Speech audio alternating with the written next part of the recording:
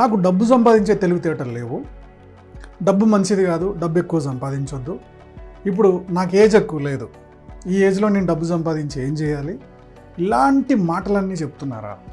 మీకు ఇలాంటి ఆలోచనలన్నీ ఉన్నాయా? ఇలాంటి ఆలోచనలు ఉన్నాయంటే ఈ బుక్ సమ్మరీ మీకోసమే. బుక్ వచ్చేసి ద బేర్ఫుట్ ఇన్వెస్టర్, ఆథర్ వచ్చేసి స్కాట్ పేప్. ఈ బుక్లో ఒక పర్సన్ ఫైనాన్షియల్గా మనీ సంపాదించడానికి ఎలా ప్లాన్ చేసుకుంటే ధనవంతులు అవుతారు అనేది చాలా సింపుల్ స్టెప్స్లో ఎక్స్ప్లెయిన్ చేశారు. ఆఖరి వరకు మిస్ అవ్వకుండా చూడండి, ఇది మీకు చాలా ఉపయోగపడే అవకాశం ఉంది.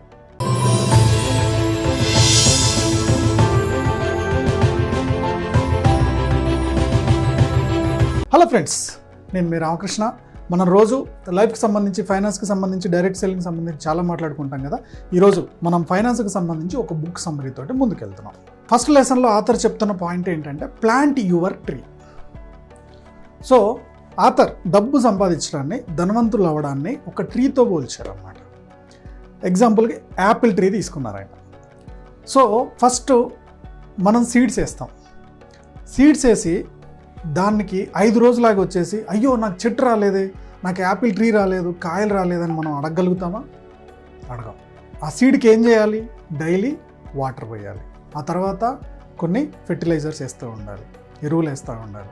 ఈ రెండింటిని పెంచుకుంటూ పోతే అప్పుడు ఆ చెట్టు పెరుగుతుంది. ఈ రెండింటిని సమానంగా ప్లాన్ చేసుకుంటూ పోతే అప్పుడు కానీ ఆ ట్రీ పెద్దగా అయ్యి మనకు కాయలు ఇవ్వదు.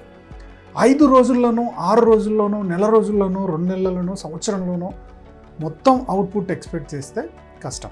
ఫైనాన్షియల్ ప్లానింగ్ కూడా ఇలానే ఉంటుంది. ఒక ₹1,00,000 ఇన్వెస్ట్ చేసేసి ఇమీడియట్గా అది 10 లక్షలు కాలేదు, నాకు ఇంత అవ్వలేదు, అంత అవ్వలేదు అని సఫర్ అయిపోతూ ఉంటారు. ఇలాంటి మెంటాలిటీ పనికిరాదు అంటారు ఆథర్. సో ఫస్ట్ సీడ్ వేశారు, దానికి రోజు వాటర్ పోస్తున్నారు, అవసరమైనప్పుడు కొన్ని ఫెర్టిలైజర్స్ వేస్తున్నారు.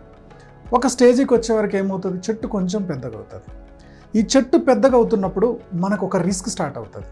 సో దాన్ని ఏం చేయాలి? మనం ప్రొటెక్ట్ చేయాలి. ఎగ్జాంపుల్కి ఈ చెట్టు పెద్దగా అవుతున్నప్పుడు రిస్క్ దేంతో ఉంటుంది? ఆవులతోటి, మేకలతోటి ఉంటుంది. ఓకే, ఈ ఆవులు, మేకలు ఆ చెట్టుని తినేసే ప్రమాదం ఉంది. అందుకని దానికి ఏం చేస్తాం? చుట్టూ ఫెన్సింగ్ వేస్తాం.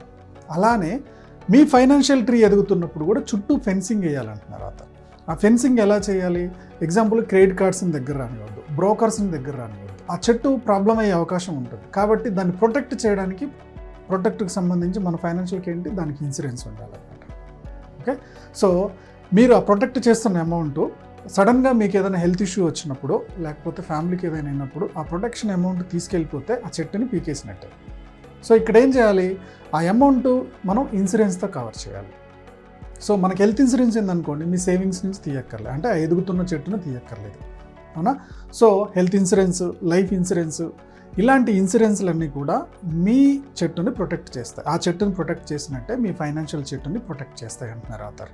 చెట్టు పెంచడం అనేది లాంగ్ టర్మ్ అయినట్టే మీరు ధనవంతులు అవడం అనేది కూడా లాంగ్ టర్మ్ ఇన్వెస్ట్మెంట్. యూట్యూబ్లో రీసెర్చ్లు బాగా చేస్తాం, షార్ట్ కట్లో చెట్టుని పెంచడం ఎట్లా. ఇలా కనుక షార్ట్ కట్లో కనుక మీరు పెంచారనుకోండి, అది హెల్త్కి ఖరాబ్ అయిపోతుంది, ఫైనాన్షియల్గా మీ ఫైనాన్షియల్ కూడా దెబ్బ కొడుతుంది. లాంగ్ టర్మ్ ఇన్వెస్ట్మెంటే కరెక్ట్. లాంగ్ టర్మ్లో మీ చెట్టు పెద్దగా అయింది అనుకున్నాం, ఆ పెద్దగైన చెట్టుని, ఆ యాపిల్స్ని తీసుకెళ్ళి మీ పిల్లలకి, వాళ్ళ పిల్లలకి కూడా తినడానికి మీరు పెట్టచ్చు. ఓకే, సో ఇలా ఒక చెట్టుని సీడ్ స్టేజ్ నుంచి పంటను కాపాడుకునే వరకు ఎలా అయితే ఒక రైతు దాన్ని కాపాడుకుంటాడో, సేమ్ అలానే మన ఫైనాన్షియల్ ట్రీని కూడా అలా కాపాడుకున్న వాళ్ళే ధనవంతులు అవుతారు అంటున్నారు ఆథర్. సెకండ్ స్టేజ్లో చాలామంది డబ్బు సంపాదించడానికి కొన్ని ఎక్స్క్యూజెస్ చెప్తూ ఉంటారు. ఓకే, ఆ ఎక్స్క్యూజెస్ ఏంటంటే ఫస్ట్ వన్ వచ్చేసి నాట్ స్మార్ట్ ఎనఫ్, డబ్బు సంపాదించే తెలివితేటలు లేవు, వాటిని ఇన్వెస్ట్ చేసే తెలివితేటలు లేవు అని చెప్పి అనుకుంటారు. ఓకే, పుట్టుకతోట ఎవరికి ఆ తెలివితేటలు ఉండవు బాస్. ఓకే, ఈ తెలివితేటలన్నీ ఎప్పుడు వస్తాయంటే నేర్చుకుంటేనే వస్తాయి. సో నేర్చుకునే ఇంట్రెస్ట్ లేకుండా నాకు తెలివితేటలు లేవు అందుకనే ఇలా అవుతుందంటే, ఇప్పుడు ఇన్వెస్ట్ చేస్తున్న వాళ్ళందరూ పుట్టిన దగ్గర నుంచే ఇన్వెస్టర్సా? ఇప్పుడు డబ్బు గురించి గైడెన్స్ ఇస్తున్న వాళ్ళందరూ పుట్టిన దగ్గర నుంచే గైడెన్స్ ఇస్తున్నారా? లేదు కదా, వాళ్ళు నేర్చుకుంటూ వచ్చారు. సేమ్ మీరు కూడా నేర్చుకుంటే రాందంటూ ఏం లేదు. మీరు ఎంత చదువుకున్నా సరే, ఓకే, మీ చదువులు ఏమైనా సరే, ఫైనాన్స్కి సంబంధించిన నాలెడ్జ్ అనేది ప్రతి పర్సన్కి కామన్ థింగ్. అది యూట్యూబ్లో చాలా వీడియోస్ ఉంటున్నాయి, బుక్స్ దొరుకుతున్నాయి. మీరు ఎంత నేర్చుకుంటారనేది మీ మీద డిపెండ్ అయి ఉంటుంది. అంతేగాని నాకు ఇది రాదు, అది రాదంటే అది మీ ప్రాబ్లం. ఫైనాన్షియల్ నాలెడ్జ్ మినిమం ఉండాల్సిందే. నెక్స్ట్ ఎక్స్క్యూజ్ వచ్చేసి మాది లో శాలరీ అంటారు. బస్ శాలరీని బట్టి ఇన్వెస్ట్మెంట్ అనేది ఉండదు బాస్. మీకు ₹1,00,000 వస్తున్నా సేవింగ్ లో అనే అనిపిస్తుంది, 20,000 వస్తున్నా లో అనే అనిపిస్తుంది. శాలరీ ఎంత అనేది కాదు, దాన్ని ఎలా సేవ్ చేయాలి, ఎక్కడ ఖర్చు తగ్గించాలి, ఓకే, సేవింగ్స్కి ఎంత పెట్టుకోవాలి, అంటే 20 సంవత్సరాలు 30 సంవత్సరాలు మీ లాంగ్ టర్మ్, మీరు ఒక 30 సంవత్సరాలు వచ్చే టైంకి మీ పరిస్థితి ఏంటి, ఎంత అవసరం పడుతుంది అనేది ఆలోచన ఉండే వాళ్ళు ఖచ్చితంగా సేవ్ చేస్తారు. సో శాలరీ నాకు తక్కువ ఎక్కువ కాదు, దాన్ని మీరు ఎంత సేవ్ చేయగలుగుతారు అనేది మీ మైండ్ సెట్ మీద డిపెండ్ అయి ఉంటుంది. నెక్స్ట్ వన్ వచ్చేసి బీయింగ్ ఓల్డ్. నేను ఇప్పుడు నాకు 40 సంవత్సరాలు లేదా 50 సంవత్సరాలు, ఇప్పుడు నేను ఏం చేయగలుగుతా, ఇప్పుడు నాకు సేవింగ్ అవుతుందా అని చెప్తారు. ఓకే, నేను ఒక మాట అడుగుతాను. సో మనం ఎన్ని సంవత్సరాలు బతకగలుగుతాం అనేది ఎవరైనా మనకు చెప్పగలుగుతారా? మీరు 50 అనుకుంటున్నారు, 50లో ఇప్పుడు ఏమవుతుంది, 80-70 సంవత్సరాలు బతికేటోళ్ళు ఉంటారు. ఓకే, సో లేదు ఇప్పటికిప్పుడు ఏదైనా ప్రాబ్లం అయిపోయి ఉంటుంది. లైఫ్ అనేది ఎవ్వరం కూడా ఎక్స్పెక్ట్ చేయలేం బాస్, ఎప్పుడు ఏం జరుగుద్దో తెలియదు. ఇలాంటి దానికి నేను ముసలోడిని అయ్యాను, నాకు ఏజ్ ఎక్కువ అయిపోయింది, ఇప్పుడేం సేవ్ చేయాలని ఆలోచన ఎందుకు వస్తుంది? సేవింగ్ ఎప్పుడైనా సరే మనకి విషయం తెలిసిన దగ్గర నుంచి అయినా సేవ్ చేయకుండా నా ఏజ్ ఇప్పుడు సపోర్ట్ చేయదులే, లేకపోతే నా ఏజ్కి ఇప్పుడు కరెక్ట్ కాదులే అని మీరు వాయిదాలు వేసుకుంటూ పోతే ఆ ఎక్స్క్యూజ్ మీ లైఫ్ని ఆగం చేస్తుంది కదా. ఇది ఆథర్ చెప్తున్న 3 రీజన్స్ అన్నమాట. ఫైనాన్షియల్ ప్లానింగ్ కోసం ఆథర్ కొన్ని బేబీ స్టెప్స్ చెప్పారనమాట. ఈ బేబీ స్టెప్స్ తోటి మనం ప్రాపర్గా ప్లాన్ చేసుకుంటే లైఫ్లో గొప్పగా సక్సెస్ అవ్వడానికి, ఫైనాన్షియల్ ఫ్రీడమ్ సాధించడానికి స్కోప్ ఉందని అంటున్నారు. ఫస్ట్ వన్ వచ్చేసి షెడ్యూల్ ఏ monthly bear foot date night. ఇక్కడ ఏం చెప్తున్నారంటే దాదాపుగా 4 వారాలు ప్రతి వారం మీ ఫైనాన్షియల్ షెడ్యూలింగ్ చెక్ చేసుకోమంటున్నారు. ఇలా 4 వారాల్లో మీకు ఖర్చు ఎంత వస్తుంది, ఎంత పోతుంది, మొత్తం ఒక క్లారిటీ వస్తుంది. విత్ పార్ట్నర్, మీ లైఫ్ పార్ట్నర్తో డిస్కస్ చేస్తూ ఖర్చు ఎంత వస్తుంది, ఎంత పోతుంది, ఎంత సంపాదిస్తున్నా ఎంత అవుతుంది అనేది మీరు మీ లైఫ్ పార్ట్నర్ కూర్చొని వారం దాదాపుగా 1 మంత్ చెక్ చేసుకోమంటున్నారు. ఇది ఒక హ్యాబిట్కి వచ్చి అదొక ట్రాక్లో పడుతుంది.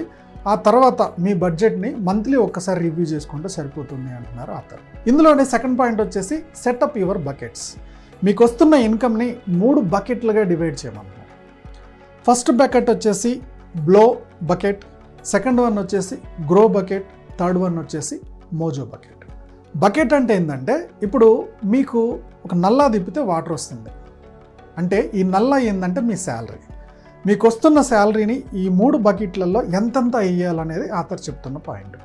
ఓకే, ఫస్ట్ మోజో బకెట్లో ఒక 10% వేయమంటున్నారు, గ్రో బకెట్లో ఒక 20% ఏమంటున్నారు, బ్లో బకెట్లో 70% ఏమంటున్నారు. ఫస్ట్ మనం ఈ మోజోకి వద్దాం.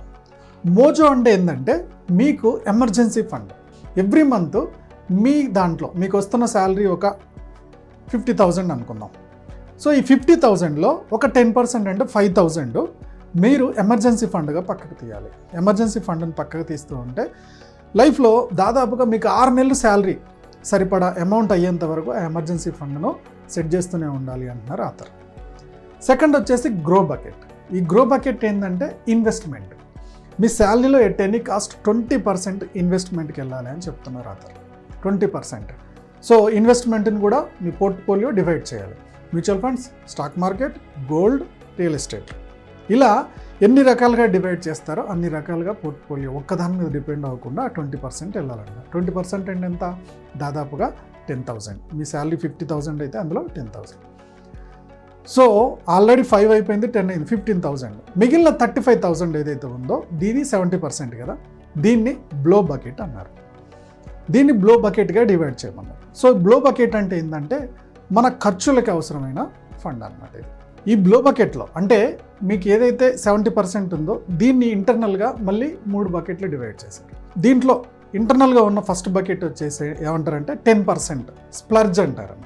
మీకు అవసరం అవుతున్న బట్టలు కొనడం, ఫర్నిచర్ కొనడం, ఓకే, ఏదన్నా నెట్ఫ్లిక్స్, స్పాటిఫై లాంటి ఇవి తీసుకోవడం, మీ ఎంటర్టైన్మెంట్కి అవసరమైనవి తీసుకోవడం, ఇవన్నీ కూడా ఒక 10%లో ప్లాన్ చేసుకోమన్నారు. మిగిలిన 10% వచ్చేసి స్మైల్ అకౌంట్లో పెట్టమంటున్నారు. స్మైల్ అకౌంట్ అంటే ఎగ్జాంపుల్కి మీకు ఏదైనా టూర్కి వెళ్ళడానికి ప్లాన్ చేసుకోవడం, లేదా ఒక వెహికల్ కొనడానికి ప్లాన్ చేసుకోవడం, ఇలాంటి అవసరాలకి స్మైల్ అకౌంట్ ప్లాన్ చేసుకోమంటున్నారు. నెక్స్ట్ థర్డ్ అకౌంట్ వచ్చేసి ఫైర్ ఎక్స్టింగ్విషర్ బకెట్. అంటే మీకు ఏదైతే లోన్లు ఉన్నాయో ఆ లోన్లని క్లియర్ చేయడానికి, ఓకే, మీకు ఫైనాన్షియల్ సెక్యూరిటీకి అవసరమైన ఇన్సూరెన్స్లు కట్టడానికి ఈ బకెట్ని వాడమంటున్నారు. సో ఇక్కడ ఓవరాల్గా ఎంత అయిపోయింది, ఇది ఒక 10%. సో ఓవరాల్గా ఇక్కడ 30% అయిపోయింది. మిగిలిన 35%లో మీ ఇంటికి అవసరం అవుతున్న బడ్జెట్ని ప్లాన్ చేసుకోమని చెప్తున్నారు. ఇది ఆథర్ చెప్తున్న ఐడియా. దీంట్లో నెక్స్ట్ స్టెప్ ఏం చెప్తున్నారంటే ఆథర్, డామినో యువర్ డెప్స్. ఎప్పుడైతే మీరు ప్రాపర్గా బడ్జెట్ ప్లాన్ చేసుకుంటున్నారో మీ క్రెడిట్ స్కోర్ బాగా పెరుగుతుంది. ఎప్పుడైతే క్రెడిట్ స్కోర్ బాగా పెరుగుతుందో బ్యాంకుల దృష్టిలో మీరు పడతారు. ఆ బ్యాంకుల వాళ్ళు ఏం చేస్తారంటే మిమ్మల్ని పిలిచి మీ క్రెడిట్ కార్డ్ ఇవ్వడం స్టార్ట్ చేస్తారు. ఎందుకంటే మీరు అప్పులు కాకుండా లైఫ్ లీడ్ చేస్తున్నారు కదా, వాళ్ళకి నచ్చట్లా. అందుకని ఏం చేస్తారు, క్రెడిట్ కార్డ్ ఇచ్చేస్తారు. ఈ క్రెడిట్ కార్డ్ తీసుకున్న దగ్గర నుంచి లైఫ్ బాగా నడుస్తున్నంతసేపు మనకు ప్రాబ్లం ఏం లేదు. ఎప్పుడైతే మనం డబ్బులు కట్టడం మిస్ అయిపోతామో అప్పుడు డబుల్ ఇంట్రెస్ట్లు కట్టడం స్టార్ట్ అవుతాయి. బ్యాంకులకు కావాల్సింది కూడా అదే. మనం ఎప్పుడు ఫెయిల్ అవుతామో దానికి డబ్బులు వసూలు చేస్తారు. ఓకేనా? కాబట్టి క్రెడిట్ కార్డుల జోలికి వెళ్ళొద్దు అని చెప్పి ఆథర్ చెప్తున్నారు. ఫోర్త్ స్టెప్ వచ్చేసి బై యువర్ హోమ్. సో ఇందాక గ్రోలో మనం అనుకున్నాం కదా, ఆ గ్రోలో ఇల్లు కట్టడానికి అవసరం అవుతున్న ప్లాన్ చేసుకోవాలి. ఎగ్జాంపుల్కి మీకు ఇల్లు అవసరానికి ఎంత ఉంది, సో ఆ ఇల్లు అవసరానికి మీరు ఫస్ట్ డౌన్ పేమెంట్కి ఎంత రెడీ చేసుకోవాలి. ఆ 20% అమౌంట్ మిగులుతుంది కదా, దాన్ని 4 ఇయర్స్లో 5 ఇయర్స్లో మీరు ఇల్లు కట్టాలనుకుంటున్నారు. ఆ 5 ఇయర్స్కి మీకు ల్యాండ్ కొనడానికైనా లేకపోతే లోన్కి వెళ్తే లోన్కి 20-30% అవ్వడానికి అవసరం అవుతున్న అమౌంట్ ఎంత కావాలనో దాన్ని మనం సేవ్ చేయాలి. సేవ్ చేసిన తర్వాత మనం డౌన్ పేమెంట్ కట్టేస్తాం. లోన్కి వెళ్ళినాం. లోన్కి ఇందాక 70% ఉంది కదా బ్లో బకెట్, ఆ బ్లో బకెట్లో లోన్ అమౌంట్ని ప్లాన్ చేసుకుంటాం. సో ఇక్కడ మనకి సేవింగ్స్ ఏదైతే ఉందో దీన్ని మళ్ళీ ఇన్వెస్ట్మెంట్ ఏరే ప్లేస్లో ఇన్వెస్ట్మెంట్ చేయడం స్టార్ట్ చేస్తామని చెప్పి ఆథర్ చెప్తున్నారన్నమాట. అందుకని ప్లాన్ బై యువర్ హోమ్. హోమ్కి కూడా పక్కా ప్లాన్ చేసుకోవాలంటున్నారు ఆథర్. నెక్స్ట్ స్టెప్ వచ్చేసి ఇల్లు కొన్న తర్వాత సేవింగ్స్ని 15%కి పెంచాలంటున్నారు ఆథర్. మీకు ఇంక్రిమెంట్ కూడా పెరుగుతూ ఉంటుంది, శాలరీ కూడా పెరుగుతూ ఉంటుంది. కాబట్టి సేవింగ్స్ పెంచాల్సిన టైం అవసరం పడింది. సో దాదాపుగా 15% సేవింగ్స్ పెంచితే చాలా హెల్ప్ అవుతుంది ఫైనాన్షియల్గా, మనకి ఎలాంటి స్ట్రగుల్ కాకుండా అని చెప్తున్నారు. సో నెక్స్ట్ స్టెప్ వచ్చేసి Boost your Mojo for 6 months. మనం స్టార్టింగ్లో ఎమర్జెన్సీ ఫండ్ చెప్పాం కదా, ఎమర్జెన్సీ ఫండ్ని కూడా మీ శాలరీ పెరుగుతున్న కొద్దీ దాని ఫండ్ వాల్యూ కూడా పెంచుకుంటూ పోవాలి. అంటే ఇప్పుడు మీకు 20,000 శాలరీ వస్తున్నప్పుడు 6 నెలలకు సరిపడా 1,20,000 అయితే మీ ఎమర్జెన్సీ ఫండ్ సరిపోతుంది. కానీ ఒక 6 సంవత్సరాల తర్వాత మీకు 50,000 శాలరీ వస్తున్నప్పుడు సో దాదాపుగా 3 lakhs మీకు ఎమర్జెన్సీ ఫండ్ అవసరమైంది. కాబట్టి ఎమర్జెన్సీ ఫండ్ మీకు ఆ టయానికి 6 monthsకి సరిపడా ఉండేటట్టు మీ బడ్జెట్లో ప్లానింగ్ ఉండాలి అంటున్నారు author. Get the banker off your back. ఇక్కడ హోమ్ లోన్ తీసుకున్నారు, ఇంకేదో లోన్ తీసుకున్నారు, అవునా? ఈ లోన్స్ కోసం బ్యాంక్ వాళ్ళు మీ వెనకాల తిరగకుండా చూసుకోండి. ఒకవేళ ఎప్పుడైతే మీరు ఆ లోన్స్ ఫెయిల్ అవుతూ ఉంటారో, బ్యాంకుల వాళ్ళు ఇలా తిరుగుతూ ఉంటారో, ఆటోమేటిక్గా మీ క్రెడిట్ స్కోర్ మీద చాలా ప్రాబ్లం ఎఫెక్ట్ అవుతుంది. ఇది మీ ఫైనాన్షియల్ ఫ్రీడమ్ని చాలా దెబ్బకొట్టే ఛాన్స్ ఉంది. బ్యాంకులతోటి ప్రాబ్లం కాకుండా జాగ్రత్తగా తొందరగా క్లియర్ చేసుకోవాలంటున్నారు అతను. నెక్స్ట్ వన్ వచ్చేసి nail your retirement number. So ఇప్పుడు మీరు గూగుల్లోకి వెళ్ళి రిటైర్మెంట్ ప్లాన్ అని పెట్టండి. సో దాంట్లో మీరు ఏ కంట్రీలో ఉంటే ఆ కంట్రీలో, మనం ఇండియాలో ఉన్నాం కాబట్టి ఇండియా అని సెలెక్ట్ చేసుకొని ఇప్పుడు మీ ఏజ్, ఓకే. సో ఇప్పటి నుంచి మీ రిటైర్మెంట్ అయ్యే టైంకంటే ఒక 60 yearsకి మీకు ఎంత అమౌంట్ కావాలి, ఎంత ఇన్వెస్ట్ చేయాలి, ఇవన్నీ కూడా అందులో చూపిస్తాయి. దీని ప్రకారం మీ రిటైర్మెంట్ ఇన్వెస్ట్మెంట్ తొందరగా స్టార్ట్ చేసుకోవాలి అంటున్నారు ఆథర్. లాస్ట్ పాయింట్ వచ్చేసి ఆథర్ చెప్తుంది ఏంటంటే లీవ్ లెగసీ. ఓకే, ఇవన్నీ ప్రాపర్గా ప్లాన్ చేసుకొని ఎవ్రీథింగ్ ఇన్వెస్ట్మెంట్ చేసుకుంటూ వెళ్తున్నారు. ఒకవేళ మధ్యలో ఏమన్నా స్ట్రగుల్ వచ్చినా దాన్ని సెక్యూర్గా ఇన్సూరెన్స్తో సెక్యూర్ చేసుకుంటూ వెళ్ళిపోతున్నారు. ఇలా సెక్యూర్ చేసుకుంటూ వెళ్ళిపోతున్నప్పుడు మీ లెగసీ అంటే మీ విజయయాత్ర, జైత్రయాత్ర అనేది కొనసాగుతూ ఉంటుంది. మీరు లైఫ్ని హ్యాపీగా లీడ్ చేస్తూ నెక్స్ట్ జనరేషన్ కూడా అది నేర్పిస్తూ వాళ్ళని కూడా ఫైనాన్షియల్గా స్టేబుల్గా చేయొచ్చు అనేది ఆథర్ చెప్తున్న పాయింట్స్. చాలా చిన్న స్టెప్సే చెప్పారు, చిన్న పాయింట్సే. ఆల్రెడీ మన ఛానల్లో చాలా రోజుల నుంచి మాట్లాడుకున్న పాయింట్సే, ఇందులో ఇంకొకటి 2 యాడ్ అయినాయి అంతే. ఓకే ఫ్రెండ్స్, ఈ బుక్ లింక్ని డిస్క్రిప్షన్లో ఇస్తున్నాను.